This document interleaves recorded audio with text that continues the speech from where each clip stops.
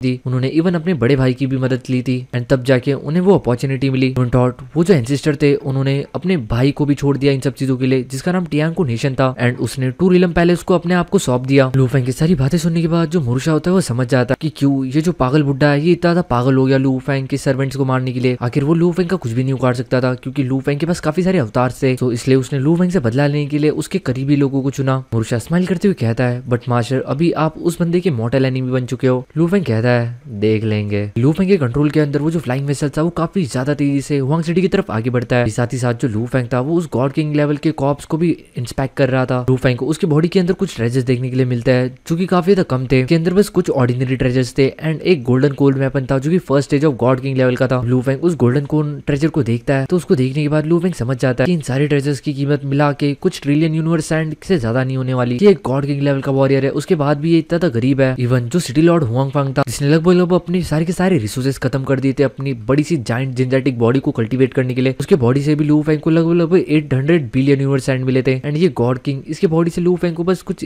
3 trillion universe and मिले। लू Feng हंसते हुए कहता है, इवन टॉट जो 14 इलम के वॉरियर्स होता है वो भी इससे ज्यादा अमीर होता है, ये भिखारी सही में काफी ज्यादा भिखारी है। लेकिन लू फेंग को एक चीज इसके अंदर काफी ज्यादा अच्छी लगी थी कि इस बंदे के जो कॉप्स थे इसकी डेड बॉडी ये काफी ज्यादा अलग थी। कुछ टाइम के बाद लू फेंग को समझ आता है कि इसकी जो बॉडी है वो काफी ज्यादा एक्स्ट्राऑर्डिनरी है। देखने के लिए ये जो मिस्ट है काफी ज्यादा टफ है, लेकिन ये कुछ सेकंड्स के अंदर अपने आप को पूरी तरीके से पानी के अंदर कन्वर्ट कर सकती है, ये हवा के अंदर भी पूरी तरीके से मिल सकती है। और वैसे भी जब लू फेंग ने इसके ऊपर अपने कुछ ब्लेड स्लैश अटैक किए थे तभी उसने इस मिस्ट की पावर को जांच लिया था, उससे पता लगा लिया था कि ये जो चीज है ये कितनी ज्यादा स्टैग्नेंट हो सकती है या फिर हार्ड हो सकती है। कहीं ना कहीं जो लू फेंग था वो मुर्शे के लिए काफी ज्यादा खुश था क्योंकि डेड बॉडी काफी ज्यादा एक्स्ट्राऑर्डिनरी थी। जितनी ज्यादा एक डेड बॉडी एक्स्ट्राऑर्डिनरी होती है ये उतनी ज्यादा स्पेशल हो जाती है मुर्शा के लिए। इस बार ये जो लॉटरी थी ये लू फेंग के लिए नहीं बल्कि मुर्शा के लिए खुली थी। अगले कुछ ही मोमेंट्स के बाद वो जो फ्लाइंग वेसल था वो ऑलरेडी हुआंग सिटी के अंदर पहुंच चुका था। हुआंग सिटी पहुंचते ही जो मुर्शा होता है वो लू फेंग की तरफ देखते हुए कहता है, मास्टर क्या मैं अभी इस कॉप्स को ले सकता हूँ? लू फेंग कहता है, एक बार हम जब जियांगजी सिटी के अंदर पहुंच जाए उसके बाद तुम इस चीज को ले सकते हो। जियांगजी सिटी के अंदर पहुंचने के बाद तुम स्टार टावर से इसे कलेक्ट कर लेना। उससे पहले तुम्हें मोयू किंग एंड उसकी वाइफ उनकी ड्यूटी निभानी है, यानी कि उन्हें सबसे पहले अपने फादर के घर पे लेके जाना था। मोयू किंग को अपने बाप को अपनी बहू से मिलवाना था एंड यहाँ पे कुछ दिन स्पेंड करने के बाद उन्हें वापस से जंजिया सिटी जाना था। ये वही इकलौती ऐसी जगह है जहाँ पे लोग सबसे ज्यादा सेफ रह सकते थे।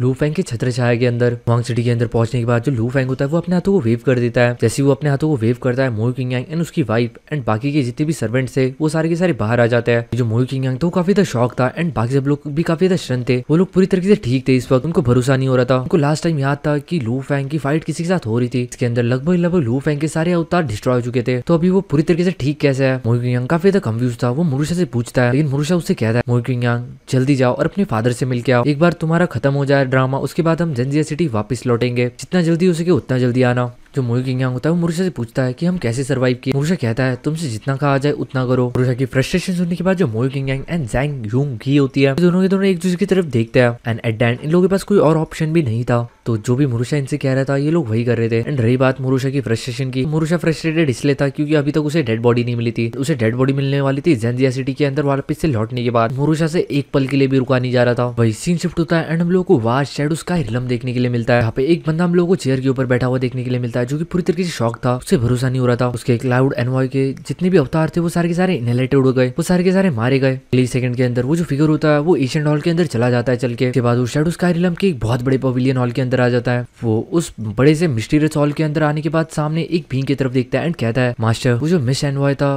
वो डिस्ट्रॉय हो चुका है, उसके सारे के सारे अवतार भी मारे जा चुके हैं। भाई वो जो फिगर था उसके सामने वो शांति से पूछता है ये कैसे हुआ, वो कैसे मारा गया? अभी वो सामने वाला बंदा समझाते हुए कहता है, मैं एक मिशन मिला था वो जियांग गॉड किंग के द्वारा फूड किंगडम के लू फेंग के सर्वेंट एंड मुरुशा को मारना चाहते थे। ये जो ताज था ये क्लाउड एनवॉय को दिया गया था। तो ये जो पूरा का पूरा काम था वो मिस्ट एनवॉय का अवतार ही करने वाला था। जब मिस्ट एनवॉय का अवतार इस काम करने के लिए फेल हो गया तो उसने अपनी रियल बॉडी को वहाँ पे डिसेंडेंट कर लिया, यानी कि बुला लिया। आफ्टर ऑल उसकी रियल बॉडी भी वापस नहीं आई एंड हमेशा हमेशा के लिए उसके कॉज एंड इफेक्ट पूरी तरीके से खत्म हो गए। तो इस तरीके से देखा जाए तो ऑलरेडी पूरी तरीके से मारा जा चुका है। वो फिगर अपने सामने वाले पर्सन की तरफ देखते हुए कहता है, मास्टर वो जो मिस्ट एनवॉय था वो एक्सट्रीमली पावरफुल था, भले ही वो first stage of God king realm के ऊपर था बट स्टिल उसकी सर्वाइविंग एबिलिटीज काफी ज्यादा एक्सेप्शनल थी। तो वो सडनली इस तरीके से कैसे मर सकता है? बंदा कहता है कोई भी कैजुअल अटैक उस बंदे को नहीं मार सकता, कोई कैजुअल अटैक कभी भी हमारे शैडो स्काई पवेलियन के आसपास भी नहीं आ सकता। सो इसका बस एक ही मतलब होता है जिसने भी उसे मारा है उसकी विल काफी ज्यादा पावरफुल है। कि इस एनवॉय के अंदर उसकी सबसे बड़ी कमजोरी ये थी कि उसकी विल पावर इतनी ज्यादा पावरफुल नहीं है। एंड अगर सही में उसे विल पावर अटैक के द्वारा मारा गया है तो हमारे जो एनवॉय था ये गॉड किंग लेवल की पीक लेवल की रिलम थी एंड इसे मारने वाला बंदा ऑलरेडी गॉड किंग लेवल के अल्टीमेट अल्टीमेट रिलम को सप्रेस कर चुका है, फिर अल्टीमेट रिलम के ऊपर है। इस तरीके की जो बीइंग है वो सही में काफी ज्यादा रेयर है पूरे के पूरे ओरिजिन कॉन्टिनेंट के अंदर। और रही बात सोल टेक्निक की, तो गॉड किंग लेवल की टेक्निक काफी ज्यादा कॉमन है। इस बंदे के मरने के बस दो ही मतलब निकलता है। पहला, एक तो इसे काफी ज्यादा पावरफुल एग्जिस्टेंस इसके सामने आ गया, एक ही झटके के अंदर इसकी मेंटल विल को पूरी तरीके से सप्रेस करके रख दिया, जिसकी मेंटल विल काफी ज्यादा पावरफुल थी। या फिर वो किसी सोल मास्टर से मिला जो बस सोल पाथ के ऊपर चलता हो, चाहे कुछ भी हो। ये बस एक ट्रिवियल मैटर है, यानी कि छोटा मोटा मैटर। तुम्हें इस चीज के बारे में ज्यादा टेंशन लेने की कोई जरूरत नहीं है। हमने ऑलरेडी अपनी तरफ से पूरी कोशिश की। अगर लू फैंग के सर्वेंट एंड उसके डिसाइबल को मारने के लिए वापस से बाउंटी आती है, तो नेक्स्ट टाइम हमें काफी ज्यादा कोशिश रहना पड़ेगा, यानी कि ध्यान रखना पड़ेगा इन सब चीजों का। तो गाइस, इनका जो फैक्शन था, इनके इस फैक्शन के अंदर फेलियर्स काफी ज्यादा कम हुआ करते थे, लगभग 5 to 10% के आसपास। 90% लोगों का सक्सेस रेट था। एंड यही रीजन था कि जो फूड किंगडम के एंसेस्टर थे, उन्होंने इनको आग बंद करके स्पिरिचुअल सैंड दे दिए थे बिना मिशन के कंप्लीट हुए। क्योंकि मिशन कंप्लीट हो या ना हो, इसके अंदर इन लोगों की कोई गारंटी नहीं होती। लोग बस ट्राई देते हैं, लेकिन इनका जो ट्राई भी होता है वो काफी ज्यादा खतरनाक होता है, क्योंकि इनकी फोर्स ही ऐसी है कि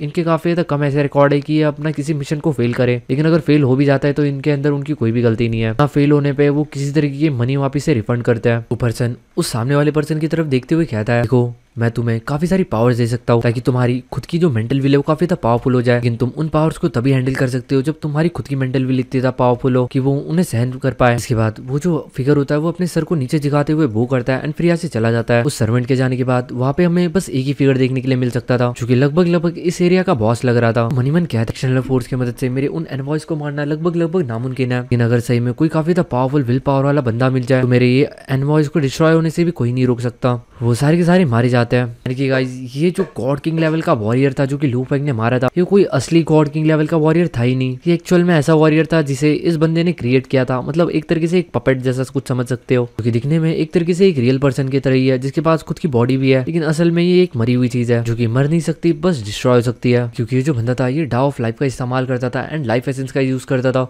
तो इसकी जो क्रिएशन होती थी ये काफी ज्यादा सुपीरियर होती थी। बट स्टिल इससे भी ज्यादा खतरनाक क्रिएशन ये उन लोगों की मानता था जिन्होंने ईस्टर्न एक्सट्रीम रीजन के अंदर रहते थे, क्योंकि उन लोगों ने सोर्स वर्ल्ड की डिस्ट्रक्शन को अपने आंखों के सामने एक्सपीरियंस किया है। जो सोर्स वर्ल्ड की डिस्ट्रक्शन से नहीं मरे, तो उनकी जो एबिलिटीज होगी वो किसी लेवल के ऊपर होगी। इस ओरिजिन कंटेंट के अंदर काफी सारे ऐसे लोग हैं जो हद से भी ज्यादा पावरफुल है, लेकिन उन सारे के सारे फैक्शंस की आइडेंटिटी काफी ज्यादा अंडररेटेड एंड काफी ज्यादा हिडन है। फेस के ऊपर देखा जाए तो बस यांगफेंग एशियन किंगडम और थंडर एशियन किंगडम देखने के लिए मिलता है। इसी के बाद ये सोचता है, मुझे लगता है कि मुझे अपने टेक्निक्स के ऊपर थोड़ा सा चेंज करना चाहिए, मुझे किसी और डिवाइन चाइल्ड को चूज करना चाहिए एंड फिर उसे एक मिस एनवॉय के अंदर कल्टीवेट करना चाहिए। एक सीक्रेट एनवॉय बनाना शैडो स्काई रिलम के लिए कोई ज्यादा बड़ी बात नहीं थी, ये बस कुछ उन लोगों के लिए कुछ एक्सपेरिमेंट्स थे। और ये जो फेलियर थी ये भी इनके लिए कुछ भी मैटर नहीं करती थी। मिसिंग शिफ्ट होता है एंड उन लोगों को फूड किंगडम देखने के लिए मिलता है वुजियांग सिटी के अंदर, जहाँ पे जो वुजियांग एंसेस्टर होता है वो काफी ज्यादा लंबे टाइम से लू फैंग के जो डिसाइपल है उसके मरने की न्यूज के इंतजार कर रहा था। एंड ये जो न्यूज थी ये न्यूज आने वाली थी शैडो स्काई रिलम की तरफ से। अगले सेकंड इस बंदे को मैसेज आ जाता है वुजियांग एंसेस्टर जो मिशन था वो ऑलरेडी फेल हो चुका है। वही चीज सुन के जो वुजियांग एंसेस्टर होते हैं वो काफी ज्यादा शॉक हो जाता है, उनको भरोसा नहीं हो रहा था शैडो स्काई रिलम सही में फेल हो गई, वो भी एक चॉज रिलम और एक इटर्नल ट्रू गॉड को मारने में। लोग ऐसे फेल कैसे हो सकता है? अभी वहाँ पे एक शैडो अपीयर होती है जो कि वुजियांग एंसेस्टर की तरफ देखती हुई कहती है, वहाँ पे लुई का अवतार पहुंच चुका था उन लोगों को प्रोटेक्ट करने के लिए। अगर तुम वापस से एक और ट्राई देना चाहो